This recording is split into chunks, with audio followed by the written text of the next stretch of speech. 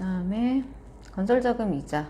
건설자금 이자는 우리가 취득 시 부대 비용을 생각을 하게 되면 되는데, 그 중에 뭔가를 취득하기 위해서 이자가 들어간 거예요. 뭔가를 취득하기 위해서 내가 돈을 내 돈으로 다 사면 좋은데 대출을 받던가 해서 이자가 발생을 하는 거예요. 그러니까 처음에 뭔가 분양을 받는다고 칩시다. 건물을 샀는데 계약금, 중도금 쭉쭉쭉 해가지고 잔금으로 이렇게 구성이 되어 있어요. 뭐 분양 같은 경우는. 그러면은 계약금 있고 중도금 이자 있을 수 있죠. 이런 것들은 취득시 부대 비용이죠, 실은. 근데 이거는 이제 건설자금 이자인데, 이거를 이자 비용으로 하는 경우가 있어요. 이자 비용.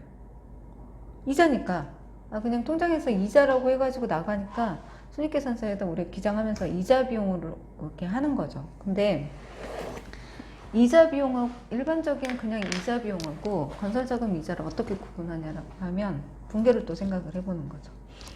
이자 비용이 나갈 때는 차입금이 있어야 돼요. 차입금은 목적이 있죠. 일반 목적이 있고 특수 목적이 있어요.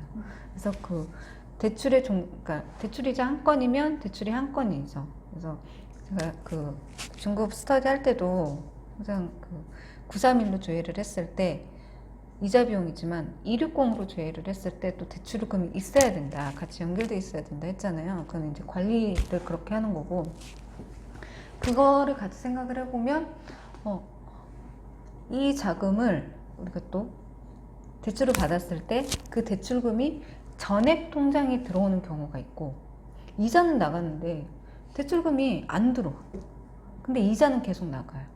그런 경우는 분양을 받는다거나 건물을 취득을 할 때 대출을 받는다고 하면 이 회사 법인의 통장에 대출금이 안 들어와요. 그쪽으로 바로 가버리지. 그러면 우리는 법인 통장을 업로드하고 업무를 하다 보면 통장 업로드를 했는데 대출금 입금된 내역이 없으니까 그냥 그 상태로 놓쳐. 근데 이자 비용이 나갔어. 근데 이자 비용이 나가서 그럼 대출이자 내역을 달라고 했더니 원금이 몇십억이에요. 근데 장부장에 반영해 놓은 게 없죠. 이거 뭐냐? 그러면 이거 자산 취득하느라고 대출 받은 거다.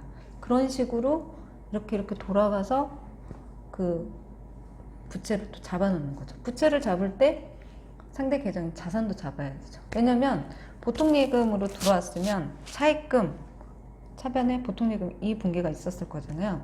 근데 보통예금이 들어오지 않았어요. 대변에 차입금, 차변에 뭔가를 해놔야 되죠. 우리는 분계가 항상 2개의 계정 과목으로 구성이 되어 있으니까 2개 이상으로 구성이 되어 있죠. 최소한 2개니까. 그래서 부채를 잡아놨으면 자산 뭔가를 잡아놨을 거예요. 근데 이게 건물이라고 잡으려면 등기가 되던가 내가 사용 승인을 받았던가 잔금을 치렀다던가 해야 돼요. 근데 건설자금 같은 경우는 아직 등기가 되지 않은, 짓고 있는 중. 그래서 건설 중인 자산으로 하게 되죠. 그러면 건설 중인 자산이니까 건설자금 이자겠구나. 이런 식으로 또 판단을 할 수가 있죠. 그래서 건설자금 이자인데 이 이자를 그냥 손익계산서에다가 이자 비용으로 하게 되면 당기순이익을 줄여버리잖아요. 근데 우리가 나중에 이 건설자금 이자 같은 경우에는 건설자금 이자는 자산의 취득 비용으로 넣으라고 돼 있어요. 세법에 회계기준 아니고 세법에 그렇게 돼 있어요. 그렇다라고 하면 실은 내가 1억에 건물을 매입을 했는데 건설자금 이자가 1,000만 원 있었어요. 그러면 건물이 1억 1,000만 원이 돼야 되는데 장부장에 1억이 돼 있었겠죠. 근데 실제적으로는 1억 1,000이 돼 있어야 된다라고 하면 건물 같은 경우는 감가상각을 하죠. 그죠? 감가상각에도 2,000만 원이 빠져버리게 되는 거예요. 이자 비용으로 하게 되면. 그래서 손익계산서에 이자 비용으로 되어 있다. 그러면 그거는 기업회계 기준에 맞춰서 재무제표가 작성이 됐어요. 손익계산서가.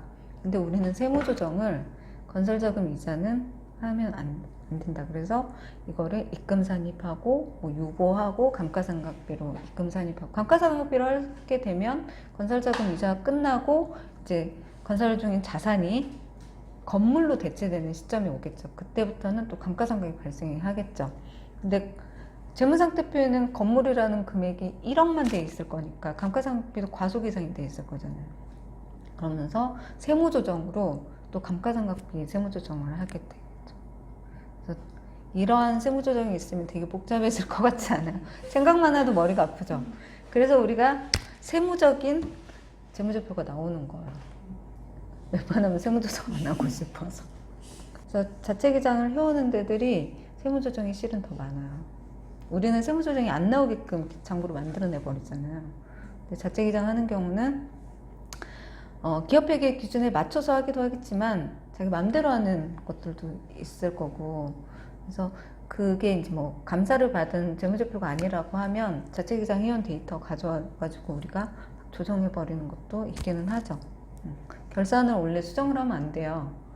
자체기장 해온 거를. 그러니까 결산이 그래서 결산 수수료 안 받고 세무조정 수수료만 받는 거잖아요.